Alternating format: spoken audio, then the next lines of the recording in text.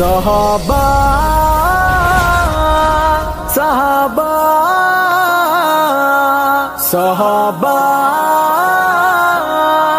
sahaba.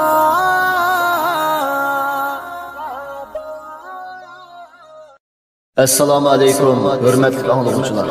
Tuvanda islom chakarlari bo'lib tarafidan tarjima qilingan Payg'ambar alayhisalomning sahobalari nomli kitobni o'qishni boshlaymiz.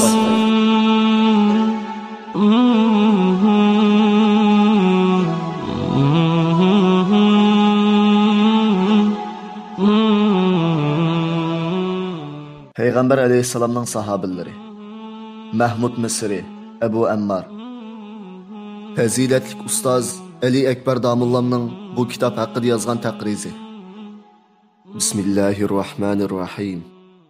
Alloh taolo Qur'on Karimda Payg'ambar alayhisalom hadis sharifda alayda sifatlar bilan ta'riflagan, Payg'ambar alayhisalomning qavm qarindoshlari yolg'iz qoldirganda hamroh bo'lgan, safarlarida yo'ldosh bo'lgan, Payg'ambar alayhisalom nima desa, nimishqa demasdan ishongan, Payg'ambar alayhisalomga itilgan toshlarni, o'qlarni badanlari bilan to'sqan, Payg'ambar alayhisalomga ishonganligi va uni qo'g'diganligi uchun uchirgan qiyin qistoq azob kulfatlarni huzur va baxt deb to'nigan, Payg'ambar alayhisalomga yurtini taqdim qilgan, hayot turib jannatga kiradiganligi uqtirilgan, Payg'ambar alayhisalom moddiy yordamga ehtiyojli bo'lganda barliqini elib chiqib, Payg'ambar alayhisalomning oldiga qo'ygan, dushmanlarning oldida Payg'ambar alayhisalomning yuzining sog'irib qilishiga asla rozi bo'lmagan, Payg'ambar alayhisalomni jonlaridan barliqidan aziz ko'rgan, Payg'ambar alayhisalomni ismi bilan emas, balki ey Allohning payg'ambari deb chaqirgan, islomni Payg'ambar alayhisalomning oldida yukinib o'ltirib, chiroyiga qarab turib Payg'ambar alayhisalomning o'z ig'zidan bevosita o'rgangan, islomni o'z ayni ish harakatga aylantirgan, unalg'u sinalg'ularning o'rnida Payg'ambar alayhisalomning nafaslarini bizlarga yetkazgan, Rasulullohdan qolgandan keyin hammani tashlab jahonning taraf-taraflariga otlanib, islomning bizlarga qadar yetib kelishi uchun ajoyib badallarni to'lagan kishilar, islomning go'zalligini, islomning adolatini dunyoga yoygan kishilar, Allohning e'tiborliq elchisi, ko'zimizning qarchug'i janobi Payg'ambar alayhisalomning sahobalaridir. Alloh taolo ulardan ming martaba rozi bo'lsin. Qur'on Karim va hadis sharifni, jumladan islomni to'g'ri o'rganishimiz uchun bizlarga Qur'on hadisni vujudida, sharikatida yashatgan ashu ulug' sahobalarning ish izlarini, hayotini o'rganib chiqishni nasib qilsin.